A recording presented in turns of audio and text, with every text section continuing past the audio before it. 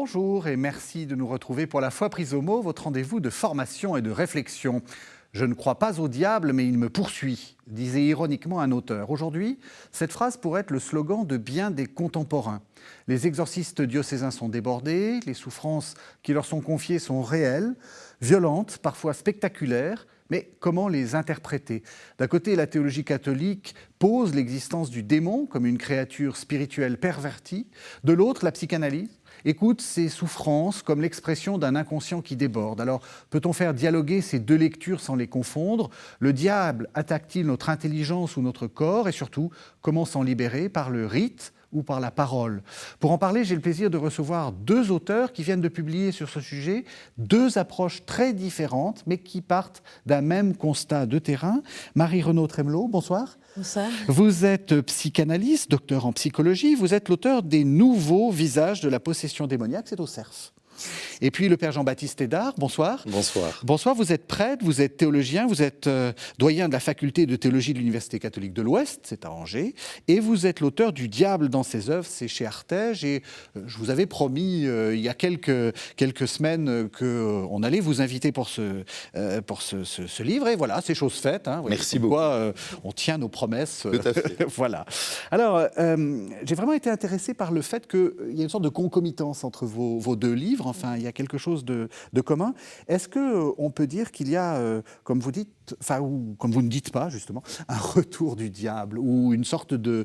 Est-ce que le diable est à la mode? Alors, pour ma part, depuis ma position d'analyste, je ne me permettrai pas d'avoir un autre point de vue. Pour moi, le retour en force des cas de possession, qui ne font qu'augmenter, hein, comme vous le savez, oui. Est signe pour moi vraiment une conséquence du discours capitaliste, qui met tout à portée de main, la jouissance à plein, et là, finalement, le père de la discorde se met le franc serviteur de cette jouissance promise à toutes, là où tout est possible. Et vraiment, si le diable est bien la figure du tout est possible, il en est là le porteur. Et vous la voyez, cette explosion des cas? Vous avez des gens qui vous demandent, parce que, je veux dire, voilà, vous êtes psychanalyste, et encore une fois, on est tout à fait d'accord, chacun dans son rôle, et voilà,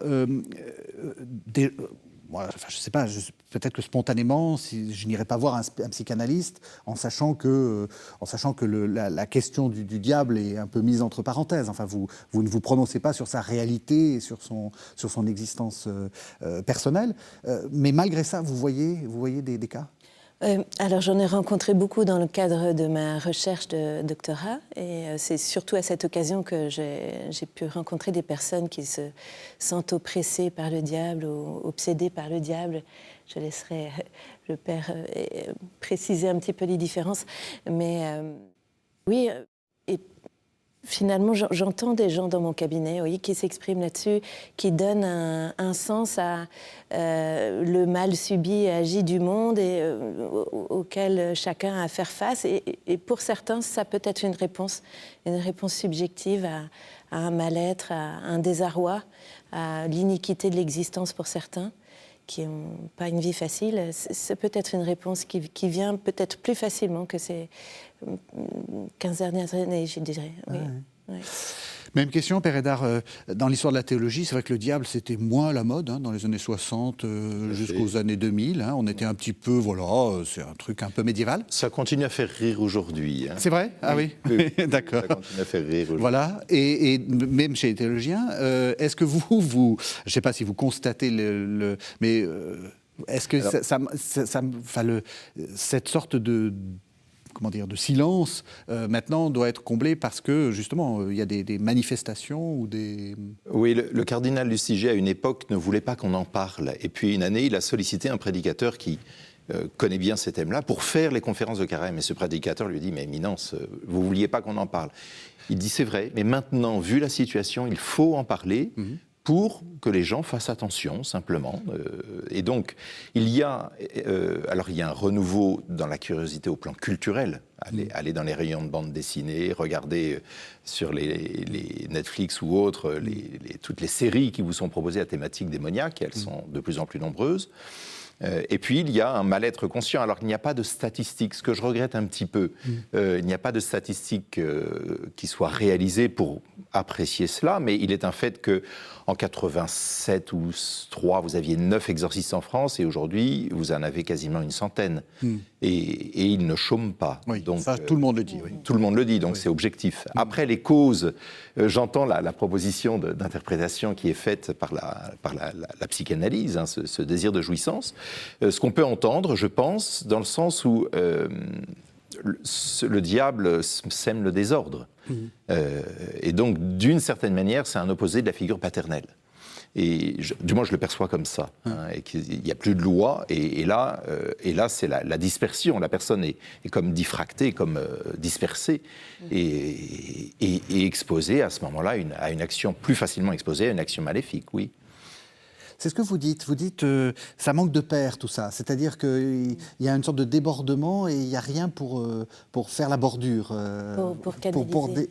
Pour canaliser. Oui. C'est-à-dire qu'avec l'avènement du Christ, on voit que la loi qui était mise très en avant dans l'Ancien Testament, c'était ça. Hein, le peuple était toujours accusé d'être sans loi, de ne pas suivre suffisamment les préceptes de Dieu, et avec les punitions qui s'en suivaient. Avec l'avènement du Christ, on est passé d'une loi qui reste, mais qui est unie à un désir, c'est-à-dire un désir d'amour, un désir de lien entre le Seigneur et sa créature. Et pour moi, la figure du diable, c'est vraiment celle qui vient s'interposer entre Dieu et son Créateur, donc qui vient vraiment rompre cette articulation entre la loi et le désir. Voilà. Et finalement, on le voit dans le livre de Job, hein, il y a une forme d'interconnexion quand même entre Dieu et le diable, parce que, peut-être ça va nous mener trop loin, mais quand même, Job est très affligé, mais avec la permission de Dieu, sur la demande du diable. Oui. Et c'est aussi ça qui est important à tenir ensemble comme articulation, c'est que l'articulation est un peu partout. Entre la loi et le désir, entre Dieu et le diable, finalement, est-ce que l'un ne va pas sans l'autre?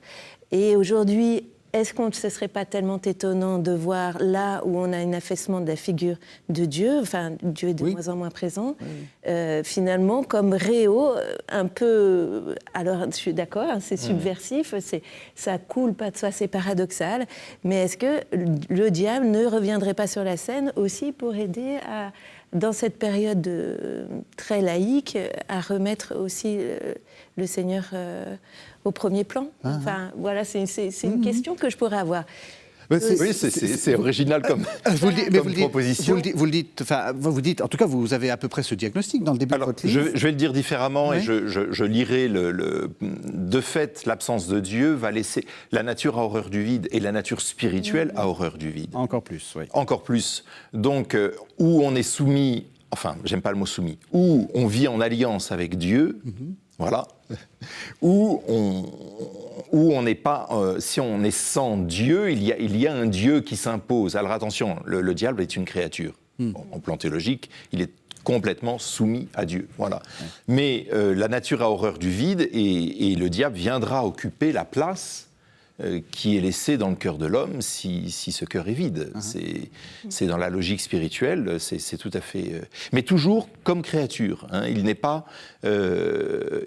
une figure qui est à mettre au même plan que la figure du Père, de Dieu, et qui lui ferait concurrence directement. Hein. C'est peut-être la particularité, je ne sais pas comment ça pourrait s'articuler en psychanalyse, mais la particularité dans le discours théologique, c'est de dire que même l'œuvre du diable est mise providentiellement au service c'est ça qui est du plan divin. Et que le diable pauvre, il est toujours perdant, en fait. Il est toujours perdant. Oui, c'est très important parce que ça aussi, on l'a vu on a fait des émissions il n'y a pas très longtemps sur la figure de Dieu et on a eu des réactions sur une sorte de presque de manichéisme, c'est-à-dire de dire il y a deux dieux, il y a un dieu très très gentil, c'est le dieu qu'on connaît, puis il y a le dieu pas très gentil qui serait donc le père du diable ou qui serait le voilà. Est-ce que vous ça, retrouvez dans certains, oui, est-ce que vous retrouvez dans certains courants de la sorcellerie, par exemple là, ce qu'on appelle la Wicca, qui s'est développée dans les années 35-36 en Angleterre, très présente aux États-Unis, qui est en train d'arriver en France, où vous avez deux figures divines. Il y a le dieu cornu et puis le dieu féminin, et qui sont en vis-à-vis. On retrouve cette forme de manichéisme dans des courants spirituels contemporains. Il y a ce besoin d'expliquer le mal, mais d'une manière qui, là, pour le coup, n'est pas ajustée. C'est ça, c'est-à-dire qu'il faut bien maintenir qu'il n'y a pas un combat à armes égales entre le bien et le mal. Absolument pas. Dans ce que vous dites, je reviens sur votre discours, sur votre idée du discours capitaliste. Vous pensez qu'il y a une sorte d'appel à la jouissance sans limite ? Et c'est l'articulation, parce que, à la limite, jouir sans limite, tant mieux. Enfin, je veux dire, pas de diable, pas de Dieu, mais pas de diable. Mais disons que le discours capitaliste allié au discours de la science, fort clos, c'est-à-dire banni, dénie complètement la notion d'impossible. C'est-à-dire maintenant, on peut tout est à portée de main. On peut même faire, dans 20 ans, on pourra faire des enfants dans des incubateurs, il n'y aura plus besoin du corps maternel. Voilà, tout est possible maintenant. Donc la notion de pousse à jouir est de plus en plus présente. Oui. Et comme la loi symbolique est moins là pour lester, faire rempart à cette jouissance-là dont vous parliez tout à l'heure, voilà, on voit une causalité émerger, parce que finalement cette jouissance à plein, ça a un impact quand même sur notre psychique et sur notre corps très fort. C'est-à-dire ça donne des effets de corps qui sont terribles pour certaines personnes, avec des sentiments de dépersonnalisation, de déréalisation, des mouvements bizarres dans le corps, ou alors une obsession de la pensée. Enfin, voilà, la jouissance, quand elle n'est pas lestée par le signifiant, c'est-à-dire par le symbolique, ça donne des ravages dans le corps, c'est très réel. Et où je voulais en venir. Et donc, du coup, le diable arrive. Le diable arrive parce qu'il y a souvent un annonciateur qui dit « Mais dis donc, toi, tes petits éléments de corps que tu as, tes obsessions, ça ne serait pas dû à une obsession par le diable, ou est-ce que tu ne serais pas possédé quelque part ?» Il y a ce qu'on appelle un nominateur qui vient épingler ça, ce malaise, et puis là, ça vient lester quelque chose. C'est-à-dire, ça vient fixer là où sinon, le malaise est trop géant et trop débordant. Et avec ce signifiant pour nommer le malaise, le mal-être, la personne a au moins un lieu d'adresse. Et c'est en ça que c'est important de le respecter comme tel, et que moi je prends très au sérieux ces mouvements-là, parce que ça vient donner un apaisement paradoxalement, parce que ça vient nommer quelque chose. Et puis on peut aller voir quelqu'un, c'est-à-dire ça sort de l'isolement quand même. Vous voulez dire, on est très mal, tout d'un coup, quelqu'un vous dit ça doit être le diable, et ça vous donne une sorte d'identité, et puis presque comme vous dites, d'apaisement, en disant ah, c'est ça.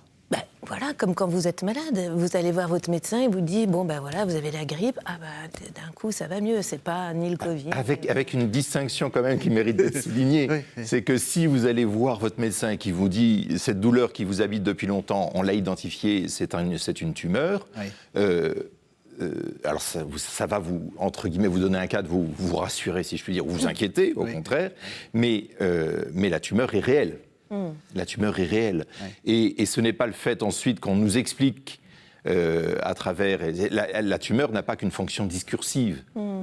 Et donc, mettre des mots dessus va peut-être aider la personne au plan psychologique, mais ne va pas résoudre la réalité qui est bien là. Et c'est là où je pense qu'il y a une différence entre la psychologie et la psychanalyse, parce que la psychologie est bien plus large que la psychanalyse. Le discours psychanalytique et la théologie, c'est que la psychanalyse va se situer au niveau du signifiant. Mais, et elle ne reconnaîtra pas, mais elle n'a pas à le faire. Elle n'a pas à le faire. La réalité ontologique, au point de vue de l'être, de l'existence du diable comme être personnel, agissant, etc.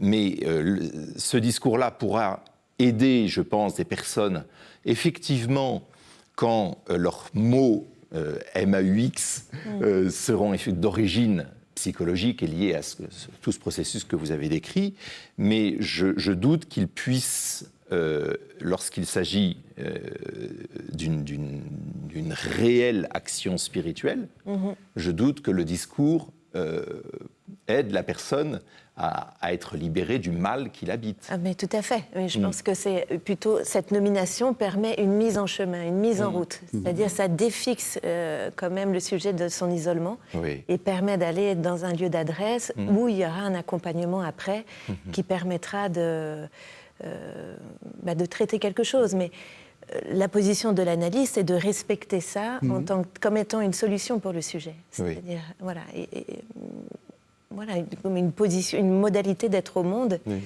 qui permet au sujet de supporter son existence, peu importe, de notre point de vue en tout cas, la véracité de la possession. Ça, c'est extrêmement intéressant parce que vous dites que c'est effectivement une position par rapport au monde, c'est-à-dire je suis possédé, c'est vraiment intéressant parce que on peut voir que, je pense, vous allez me contrôler, me contredire, pardon, c'était ça que je voulais dire, joli lapsus. C'est-à-dire que ça peut être effectivement qu'une position discursive, c'est-à-dire qu'en fait, ça cache d'autres mots, et puis avec le recours à la psychologie, avec la psychanalyse, vous pouvez dénouer ça. C'est ça. Et puis, vous êtes d'accord que ça peut être aussi quelque chose qui est hors de votre champ, et là, vous pourriez conseiller aux patients, au sujet, d'aller consulter un exorciste. De même, l'inverse, c'est-à-dire... Mais les deux sont à tenir ensemble. C'est ça. C'est pas l'un ou l'autre, c'est vraiment un nouage qui doit s'opérer entre le versant plus inconscient, puisque la psychanalyse s'intéresse à l'inconscient, et le côté spirituel. Pour moi, c'est à penser ensemble et très certainement pas à désintriquer. Et il n'est pas rare que l'action démoniaque s'inscrive, je dirais que c'est même habituellement le cas, que l'action démoniaque s'inscrive dans les failles de la psychologie. Et donc une libération totale et complète impliquera très fréquemment non seulement la prière, mais aussi une aide, un suivi, un soutien d'ordre psychologique. Parce que sinon, bis repetita, si on laisse la porte ouverte... C'est la répétition sans cesse. Voilà. C'est là où on voit que très souvent, il y a des exorcismes ou des prières de libération qui doivent se répéter. Ça ne marche pas, parce que les choses sont trop étanches, à mon avis, à mon sens. Je vous propose qu'on fasse une première pause. On va écouter un texte du cardinal Ratzinger, avant qu'il devienne pape. Ça date de 73. Il répondait en fait à un théologien qui avait dit il faut donner congé au diable, en allemand Abschied vom Teufel. Et Ratzinger avait fait un texte pour dire... il avait repris le texte, le titre, en mettant un point d'interrogation. On écoute ce que dit Joseph Ratzinger. Ça date de 73. Si quelqu'un demande si le diable est une personne, nous devrions sans doute répondre avec plus de justesse qu'il est la non-personne. La décomposition est la ruine de l'être-personne. C'est pour cela qu'il est particulier qu'il apparaisse sans visage et que son inintelligibilité soit sa véritable force. Le diable est cette puissance intermédiaire qui détruit les relations. Il est, en quelque sorte, le Zwischen, l'entre-deux négatif. Une puissance réelle mais sans substance propre qui parasite la relation entre le créateur et la créature.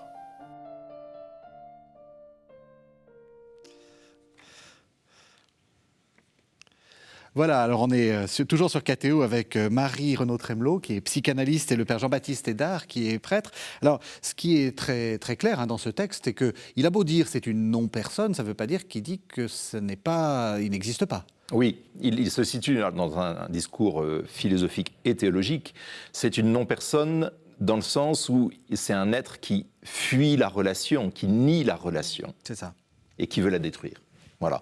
Il n'est pas une personne... on dirait en latin per aliud, pour l'autre. Mais per se, pour lui-même, en tant que lui-même, c'est un être personnel. Il a été créé ange, il s'est rébellé contre Dieu. Dieu ne détruit pas ses créatures. Il reste ange démoniaque, mais il reste être personnel en ce sens-là. Moi, Allez-y. la question de la non-personne, je la pense par rapport à l'Esprit Saint, qui est une personne à part entière, et puis qui permet la circulation entre le Père et le Fils. Et c'est en ça que ça m'intéresse, parce que quand on reprend l'étymologie du mot diabolos, c'est diabolos, le diviseur. Oui. Et vraiment, par excellence, c'est celui qui se met en travers du lien du Créateur avec sa créature. Et c'est comme ça que... Tout à fait. Là, on se rejoint tout à fait. Là. Et du coup, ça permet de... Parce que pour essayer d'identifier la symptomatologie, si j'ose dire, hein, le fait d'être coupé, le fait de vous couper des relations, de se couper avec soi-même, ça pourrait être une sorte de premier diagnostic. L'isolement, oui. L'isolement, c'est souvent un diagnostic... quelque chose qui nous oriente, oui. La coupure, l'impossibilité de partager. C'est l'impartageable. Oui. Voilà, c'est vrai que l'expérience avec le démon... Et c'est ça que c'est intéressant, parce qu'on peut faire le pendant avec la mystique, c'est-à-dire qu'il y a tous les deux un impartageable, sauf qu'avec le diable, ce sont toujours des propositions positives, c'est-à-dire il me fait ci, il me fait ça, je subis ci, je subis ça, je souffre de ça. Alors que dans le discours mystique, il y a un impartageable aussi, parce que c'est une expérience de rencontre du sujet avec le Seigneur, qui est plutôt de l'ordre de l'apophatique. Oui. Donc ce n'est pas. Et c'est une autre modalité de discours qui nous permet de faire... en tout cas, moi, qui éveille mon intérêt, mon intelligence. C'est très intéressant, parce que vous êtes en train de dire qu'en fait, le diable, c'est trop de contenu, c'est trop de sens, c'est trop de... Il y a du trop, c'est exactement ça. Il y a du trop, et du trop dans le sens du... tu devrais faire ça, tu devrais... il me fait ça, à la fois de ce qu'on est poussé à faire et peut-être de ce qu'on subit en souffrance. Exactement. Mais la possession, comme son nom l'indique, hein, c'est vraiment la prise en masse du sujet par une entité, ou par, nous on appelle ça jouissance, qui sature tout. Voilà. Et la particularité, quand on parle d'opposition à la relation, pour nous, le critère, avant même, pour moi, les manifestations physiques, oui, ou même certaines réactions émotionnelles ne sont pas des critères de discernement. Ça peut interroger, mais on est conscient, et là, quand il y a un diagnostic différentiel qui peut être posé, c'est très appréciable. Les critères qui permettront de subodorer une action démoniaque sont les atteintes aux vertus théologales. D'abord, en dehors des 3 grands critères, évidemment, si je vois quelqu'un marcher au plafond, bon, j'aurais pas trop d'hésitation, mais... oui, mais c'est pas... Justement, non, c'est pas habituel. C'est pas habituel et c'est pas, oui. C'est pas, voilà. Oui. Mais c'est l'atteinte, en fait, c'est ce qu'il va chercher à briser la relation avec Dieu. Donc il va, les atteintes à la foi, les atteintes à la charité et surtout les atteintes à l'espérance. Et là, ça va se traduire effectivement dans un isolement jusqu'à envisager l'hypothèse d'en finir. Du suicide. Hein. C'est quelque chose qui aussi revient parce qu'il y a une telle souffrance, un tel isolement. Donc c'est l'atteinte aux vertus théologales, aux fruits de l'esprit, hein, et qui vont être les critères les plus pertinents pour discerner cette action spirituelle. Et du coup, c'est ce que vous montrez dans votre livre, c'est que, en fait, ça fausse le jugement. C'est-à-dire qu'il y a quelque chose de l'ordre du... Alors, tout devient... on n'est plus capable de discerner. Ce qui est le texte par excellence qui montre cela, c'est la tentation avec Ève. Le diable commence par faire, c'est les biais. Il utilise des biais, le biais de cadrage. Il va dire à Ève, alors comme ça, Dieu vous a dit, vous ne mangerez d'aucun arbre. Il fixe le biais sur l'interdit. Le cadre, c'est l'interdit. Il y a un arbre qui cache tous les autres. Toute la forêt. Toute la bonne forêt, il y a un seul arbre qui va la cacher. Hein. Ensuite, c'est le biais de négativité. Il insiste sur ce qui est négatif. Et ça va amorcer, c'est ce qu'on appelle l'amorçage, ça va amorcer en Ève un doute. Et donc il va pouvoir à ce moment-là mentir explicitement, mais non, vous ne mourrez pas, parce qu'il y a ce travail qui s'est fait. Et donc, si vous voulez, sur notre psychologie, par le jeu sur les émotions, hein, le système hormonal lui permet d'accéder aux émotions, et il va entraver notre discernement par là pour... jouer sur les biais, nous faire percevoir quelque chose et pas autre chose, susciter en nous une réaction vive ou autre, et progressivement nous enfermer dans le mensonge. Alors, nous restons, parce qu'il n'appartient à notre intelligence. Ça, c'est quelque chose, il faut rassurer nos éditeurs et nos spectateurs, téléspectateurs. Le démon n'a pas accès direct à l'intelligence et à la volonté, seul Dieu, seul l'Esprit Saint. Mais nous avons toujours cette capacité, mais ça peut être extrêmement difficile, voire apparemment impossible, nous avons toujours cette capacité, à la lumière de la parole de Dieu, de discerner le bien à faire et le mal à éviter. Bon. Mais il est vrai que dans les cas de possession, la personne est comme privée d'elle-même. Elle est comme privée d'elle-même. Il y a quelqu'un d'autre qui l'a mise hors de chez elle, d'une certaine manière. Mais pour les autres formes d'action démoniaque plus légères, il y a toujours ça. La ruse immense, le mensonge par excellence que le démon veut nous imposer, est de nous faire croire que nous ne sommes pas capables de lui résister. Ça, c'est son grand mensonge. Alors que nous le sommes, grâce à Dieu. Même si paradoxalement, je vais vous rentrer un peu dans le débat, ce que vous dites aussi dans votre livre, Marie Trémelot, c'est que ça donne un sens finalement. Dans une vie en décomposition, ça peut être une première étape, peut-être pour s'en sortir en fait, en réalité. Je ne sais pas si vous irez jusque-là. Oui, alors moi je le pense, une première étape pour nommer quelque chose. Après, l'important c'est que le chemin puisse se faire, parce que si on reste logé sous cet adjectif-là, cette nomination, cette seule nomination, on ne peut pas s'en sortir. Ouais. Et il s'agit de mettre en chemin pour pouvoir ajouter d'autres signifiants à cette chaîne. Si on reste logé sous possédé, c'est tellement mortifiant que le sujet ne peut pas s'en sortir. Il s'agit en ouvrant vers d'autres rencontres, moi j'en vois régulièrement vers des prêtres ou des communautés qui sont capables d'accueillir ça, pour pouvoir faire en sorte que d'autres signifiants émergent, c'est-à-dire posséder, mais aussi, je ne sais pas, fils de Dieu, et pour pouvoir déplacer la chaîne. Déplacer et faire en sorte que la personne... alors de votre point de vue, ne se disent plus possédés. La difficulté que vont rencontrer les exorcistes, de ce que j'ai entendu, je ne suis pas exorciste moi-même, j'accueille pour des prières de libération, mais je ne suis pas exorciste. Mais je l'ai pu le rencontrer plus ponctuellement, mais les exorcistes me disent que si quelqu'un vient en leur disant « je suis possédé », ils disent « c'est les situations les plus difficiles à accompagner, et ce n'est pas toujours même possible, parce que la personne c'est tellement identifié à ça. C'est exactement ce que vous dites. C'est tellement identifié à ça qu'en fait, si dans le discernement vous dites bon, il y a un trouble, il y a une difficulté, mais ça ne relève pas de la possession, la personne, qu'est-ce qu'elle fait ?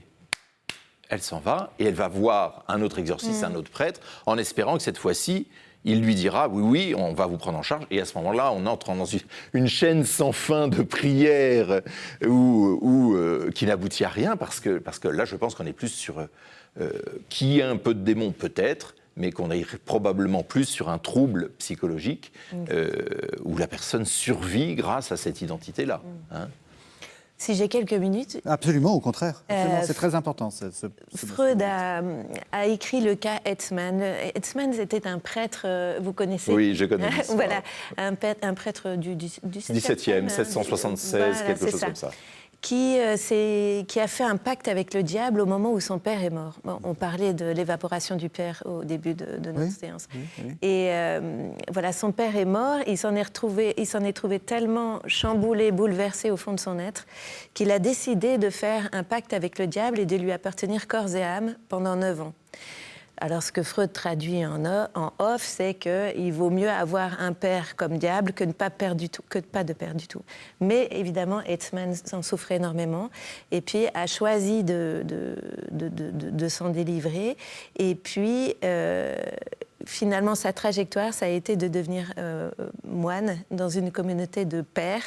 Et donc, on est parti du père réel, qui était son père biologique, au père comme diable, à la communauté des pères.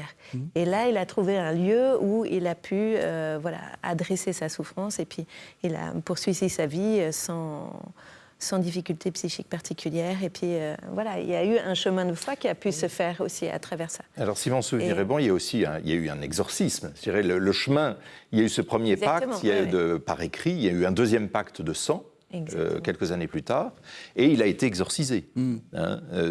Donc, Et ensuite, il a abouti dans cette communauté. Mais pour le coup, on peut le lire avec cette clé psychanalytique, passage d'un père à un autre. Alors, le diable, l'interpréter comme figure de père, là, j'avoue que ça me... figure de substitution au père qui était parti.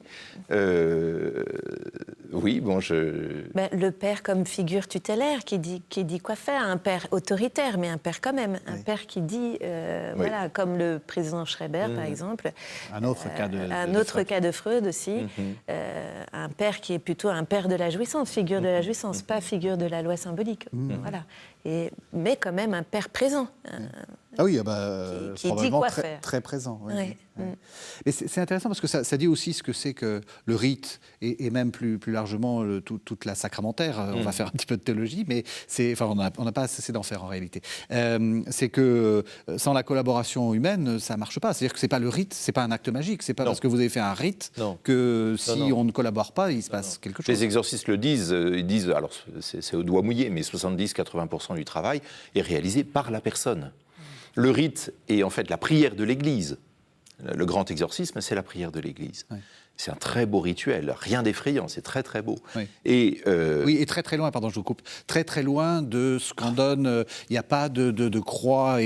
Si on monte la croix. Non, mais je veux dire qu'on met sur le front et tout d'un coup ça se met à brûler. Oui. C'est absolument pas du tout. Il peut y avoir des réactions particulières à l'eau bénite, où la peau, où l'eau se met à bouillir sur la peau, où la peau rougit au contact de l'eau bénite. Bon.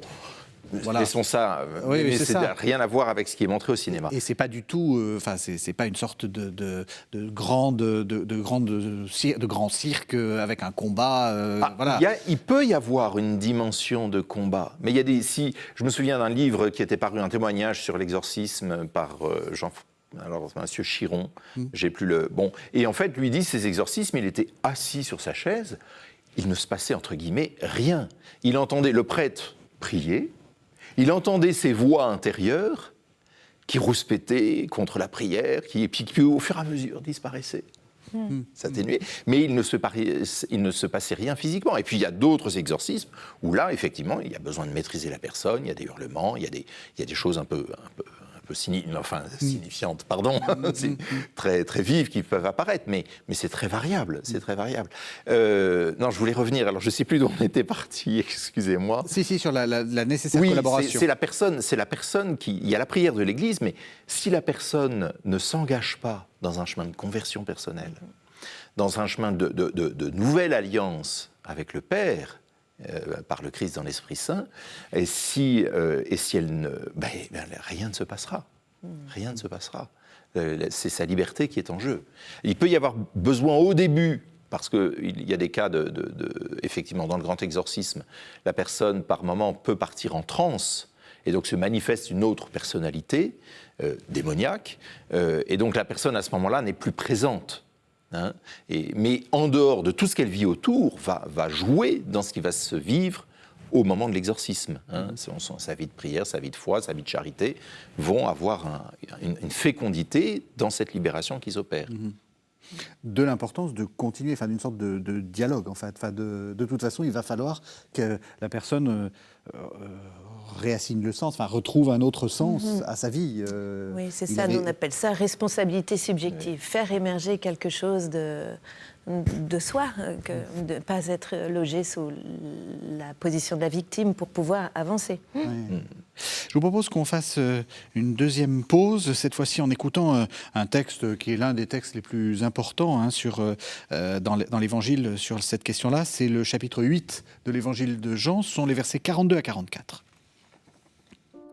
Jésus leur dit : « Si Dieu était votre Père, vous m'aimeriez, car moi, c'est de Dieu que je suis sorti et que je viens.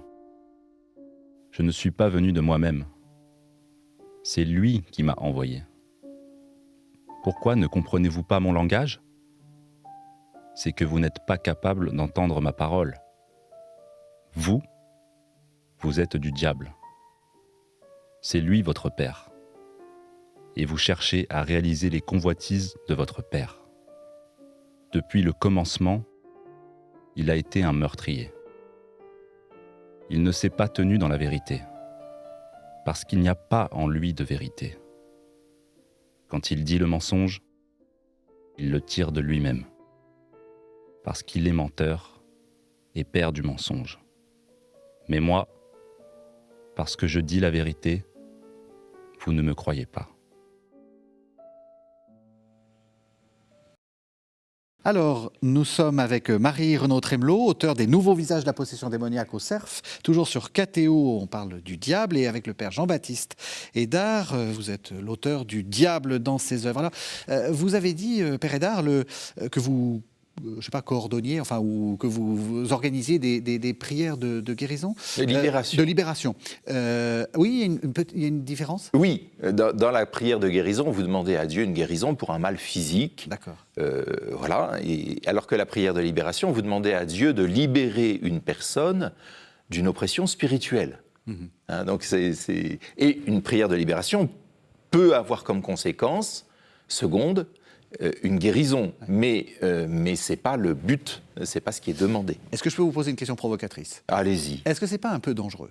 Dans le sens où, est-ce que une fois que vous avez fait ça, peut-être qu'il se passe des choses, est-ce que le risque, c'est pas d'influencer des personnes fragiles et ensuite, après, de les laisser dans la nature ? Tout à fait. Ah, donc c'était pas si provocateur. Non. Il y a une réelle prudence à avoir dans l'accueil et dans la suite. Hein. On va avoir des préconisations. Je dirais, on va pas, pour qu'une personne une personne vive une prière de libération, on s'assure à ce qu'elle ait une communauté ensuite vers laquelle elle peut se tourner, où elle sera insérée. Moi, très fréquemment, je ne veux pas dire toujours, mais quasiment, très fréquemment, je renvoie la personne aussi. Souvent, parfois, elles me sont adressées par des psychologues. Il y a des psychologues qui m'adressent des personnes. Et puis, très souvent aussi, je les renvoie vers des psychologues parce que l'action spirituelle va profiter des failles psychologiques de la personne.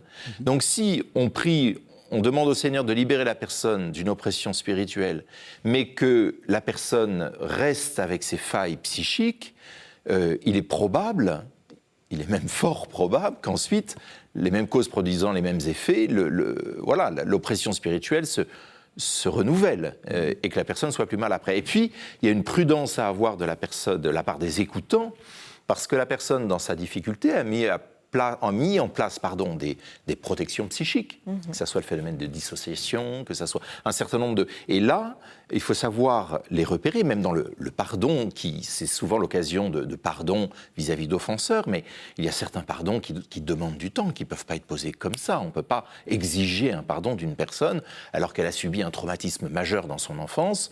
Là aussi, il y a des barrières, des défenses qui ont été posées, et si on les fait sauter en forçant la personne, là, vous êtes mieux placé que moi pour le dire, vous pouvez, je pense, voir... Oui. Il y a des risques de passage à l'acte très clairs. Donc il faut adresser aux téléspectateurs une certaine... prudence. Les inciter à la prudence, voilà. Oui. C'est-à-dire qu'il faut toujours garder à l'esprit que, quelle que soit la modalité dont on se présente au monde, c'est une défense. C'est une solution pour faire avec notre condition humaine. Et donc, c'est à respecter en tant que tel. Donc, c'est à manier avec précaution, comme vous le disiez, tout à fait. Et puis, moi, je suis toujours un peu effrayée quand j'ai pu assister à des rencontres comme ça, où il y avait des nominations, mais toi, tu es possédé, la personne pas du tout préparée, c'est quand même extrêmement traumatisant, voilà. Donc ça manque d'accompagnement en amont et puis en aval, parce que, une fois que la prière est donnée, il s'agit d'accompagner ça. Parce que si on garde à l'esprit que c'est un mécanisme de défense, et qu'il vaut mieux ça plutôt que pire, dans une perspective économique, parce que finalement, le psychisme, de notre point de vue, de ma chapelle à moi, le psychisme, c'est une économie. Donc si on cherche le moins coûteux. On cherche le moins coûteux, exactement. Donc si on déboulonne le signifiant possédé ou obsédé, qu'est-ce qui reste ? Il faut être sûr qu'il y ait quelque chose derrière. Parce que sinon, c'est le vide psychique sidéral, et puis c'est là qu'on peut avoir des passages à l'acte qui sont... C'est extrêmement intéressant ce que vous dites. C'est-à-dire qu'en pratique, il faut se méfier quand on dit « tu es possédé ». Il faut se méfier quand on Alors- dit tu n'es pas possédé. Il faut se méfier, enfin tu n'es Non. plus possédé. Enfin non mais je veux dire, non, mais, Disons oui. que ça doit s'accompagner. ça doit doit s'accompagner. Et ça doit Et- suivre le Voilà, rythme c'est ça. psychique du Oui. sujet. hein, Moi, c'est ça. personnellement, j'ai évolué sur ce plan-là. Il y a des choses que j'ai pu dire par le passé que je ne dirai plus aujourd'hui aux personnes. Oui. Je ne leur dirai plus aujourd'hui, tu es possédé. J'accueille la personne, je dis effectivement, il y a des choses dont vous souffrez qui pourraient être le fruit d'une action de l'ennemi. On va prier. C'est ça. On va prier. Voilà, et pour éviter d'être cet annonciateur qui vienne enfermer la personne, parce que on peut aussi se tromper dans le discernement. Et alors là, on est bien idiot après. Oui, oui, parce parce qu'on touche des choses très graves. Voilà, et moi, j'ai conscience de cela. Et aujourd'hui, un point qui est important aussi, je pense, pour les personnes qui sont engagées dans ce service-là, est d'avoir elles-mêmes un lieu de parole, une supervision psychologique, où elles puissent se faire vérifier, enfin, dire ce qu'elles vivent elles, à l'occasion de ces expériences-là, dans ces accueils, ces accueils, là, autre lapsus, c'est le jour. Oui. et puis réajuster sa position pour ne pas nuire à la personne accueillie. Et y compris quand vous dites bon ça y est, on a prié, tu n'es plus possédé. Enfin, Je peut-être ne que vous vais le pas dites dire ça. aussi, parce que c'est ce qu'on- C'est moi, ce qu'on pour vient moi, d'entendre. chez moi, c'est la personne qui doit le dire. C'est la personne qui doit dire. Je me souviens d'une personne qui tout d'un coup s'arrête en me disant mais j'ai plus peur, la peur est partie. J'ai dit très bien, rendons grâce. C'est ça. Et voilà. C'est la personne elle-même qui va dire quand elle perçoit. Parce que de toute manière, on n'est pas à sa place. Hein. On n'est pas des extralucides. C'est elle qui. On discerne et on prie à partir de ce que la personne nous donne. Hein, donc, non, ça, s'il y a une époque dans ma folle jeunesse, j'ai pu avoir aujourd'hui, non. Non. C'est bien, vous avez... C'est ça, c'est qu'en fait, on marche toujours sur des œufs. Oui. C'est-à-dire Oui. que ce signifiant possédé ou autre obsédé a une fonction, c'est-à-dire ça peut soulager sur le moment, comme ça peut aussi complètement déstabiliser le sujet. Ça dépend du rythme de chacun. Et puis, je crois que vous l'avez bien dit, Père, il s'agit de suivre le rythme psychique de chacun, le rythme spirituel de chacun aussi. Je crois Aussi. que ça s'entrecroise et puis que c'est comme ça qu'on peut amener vers la guérison spirituelle. Mais ce que vous dites et qui était aussi très intéressant, parce que moi je ne l'avais jamais vu, c'est-à-dire qu'à partir du moment où on dit à quelqu'un, ou elle se dit à elle-même « ça y est, je ne suis pas possédée », ça ne veut pas dire que le chemin est fini, parce que justement, ça, ce que vous montez très bien dans votre livre, ça a servi de fixation de l'identité pendant peut-être des années, et tout d'un coup, on ne sait plus ce qu'on est. Exactement, ça fait trou. Donc d'où l'importance de ce dont on parlait tout à l'heure, d'être en lien avec d'autres pour pouvoir avoir d'autres signifiants qui puissent vous représenter au monde et que ce ne soit pas le seul. Parce que sinon, il y a un trou et puis c'est la désolation, c'est la mélancolie pour... Et dans certains cas, il faut que la personne, alors là, du point de vue spirituel, hein, la personne va voir sa pensée parasitée par l'ennemi, qui va... Et la personne va découvrir qu'en fait, certaines des pensées, certaines des modalités de pensée qu'elle avait n'étaient pas siennes. Oui. Et il y a une mise à distance, les formations que j'ai suivies sur le sujet nous expliquaient ça, il faut apprendre à la personne qu'elle comprenne que telle ou telle pulsion de mort ou autre qui peut l'habiter, la traverser par moments, je parle de personnes qui souffrent d'une oppression spirituelle identifiée, hein, je ne parle pas de toutes les pulsions de mort, hein, mais telle pulsion de mort, telle pulsion sexuelle, telle pulsion de haine ou autre, ne viennent pas d'elles-mêmes, mais sont le reflet de celui de l'ennemi qui essaye d'imprimer en la personne ce qu'il porte en lui-même. Hein. Et donc la personne doit apprendre à mettre à distance ses pensées, à les dénoncer d'une certaine manière, comme n'étant pas siennes. Hein. Et voilà, pour arriver à s'en sortir, quoi. Alors comme n'étant pas sienne, mais en étant responsable. Parce que c'est comme un outil, comme si je vous donne un marteau, vous pouvez choisir de tout casser avec Oui, ou oui, de tout à construire fait. quelque chose. Oui, oui. Et je crois qu'en déresponsabilisant, en mettant au champ de l'autre, en disant c'est pas de vous, on a fait une bonne part du travail de discernement, enfin de séparation, mais c'est pas tout, parce qu'il faut encore que le sujet en fasse quelque chose de ces pulsions-là. C'est-à-dire soit les assouplir, soit... Enfin, c'est ce qu'on disait du marteau, quoi. Oui, c'est ça. C'est-à-dire, oui, et on est responsable quand même, on reste. Oui, on parce reste que c'est ce que- responsable. voilà, c'est On ça. reste responsable. On peut pas dire. Ah oui, non, il ne s'agit pas... Oui, de dire j'ai été possédé par le démon. Donc, et, Et puis, ce qui est important de souligner, c'est souvent les gens se disent, mais j'ai entendu, je me souviens de crimes, enfin de délits qui avaient été commis, et l'auteur de ces délits disait, mais j'étais possédé. Ça n'excuse pas. Ça n'excuse pas le délit qui est commis. La liberté reste là. Hein, et ça, c'est important. Le démon peut suggérer, peut pousser fortement, mais il y a toujours une part de liberté, sauf lorsque la personne est en transe. Mais là, c'est autre chose.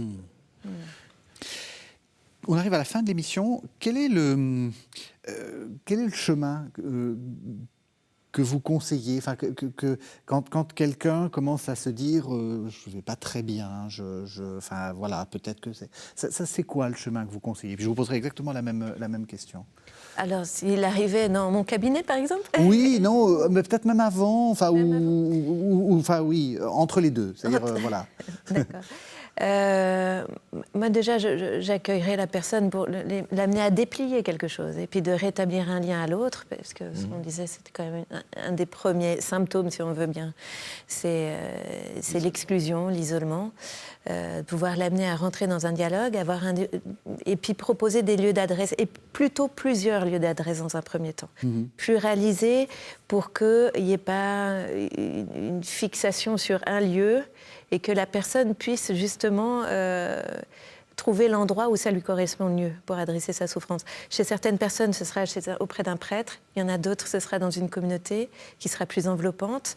Chez un prêtre, il y a un côté plus intimiste, et puis c'est plus ce versant spirituel. Il y en a d'autres qui sont plutôt des analystes, parce que, voilà, il y a une forme de... peut-être de déstigmatisation qui est nécessaire dans un premier temps. Stigmatisation, c'est un grand mot, mais voilà. Donc, plutôt pluraliser les lieux d'adresse et puis suivre le sujet là où il en est, de voir ce qui lui correspond le mieux, et puis après d'essayer de tenir ensemble quand même les différentes approches. Parce que les approches en silo, de mon point de vue, ne sont pas bénéfiques. Et que quand il s'agit de spiritualité, évidemment, l'approche de l'Église est la première bienvenue, mais il ne faut pas obliger le côté psychique, quand même, qui est, de mon point de vue, spirituel aussi. Même question. Alors, si une personne vient me voir en exprimant un mal-être, la première chose, c'est d'entrer en relation. Je vais essayer de l'écouter sur sa relation à Dieu, et je vais l'inviter à nourrir cette relation-là, personnellement, par la référence à une vie paroissiale, une vie communautaire.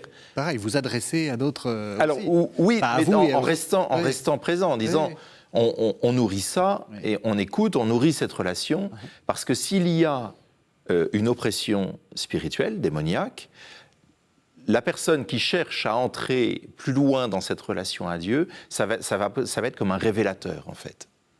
Si oppression spirituelle il y a, le démon les traits, son action va devenir plus visible.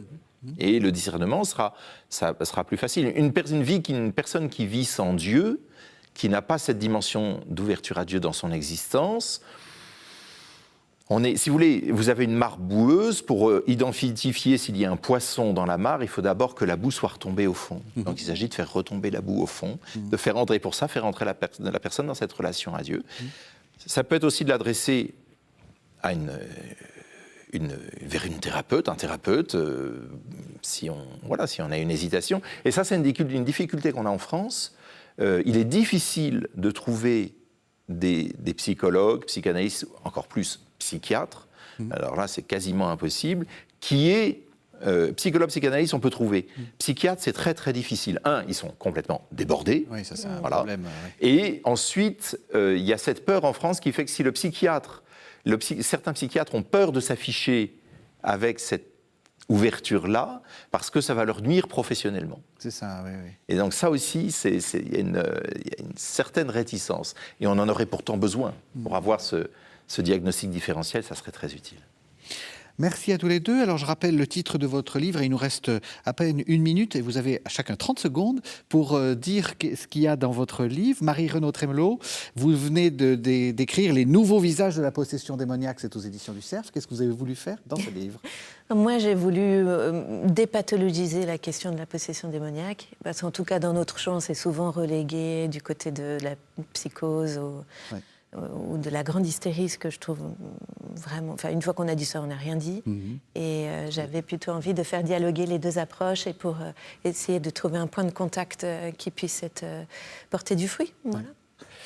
Jean-Baptiste Hédard, Le diable dans ses œuvres aux éditions Artege. Eh bien, montrer comment l'action du démon, en fait, n'est pas si extraordinaire, mais qu'elle s'inscrit dans notre psychologie, dans les biais, et que son action consiste justement à nous détourner du réel et à nous enfermer dans le mensonge par cette action, alors avec les sciences cognitives, la psychologie cognitive, et voir comment ça vient éclairer cette action. Donc, c'est 2 livres à lire en parallèle et en dialogue. Merci infiniment d'avoir justement fait ce dialogue. Merci de nous avoir suivis. Vous savez que vous pouvez retrouver cette émission sur le site internet de la chaîne, www.kto.tv, mais aussi sur l'application informatique, l'appli, comme on dit, de KTO. Merci, on se retrouve la semaine prochaine.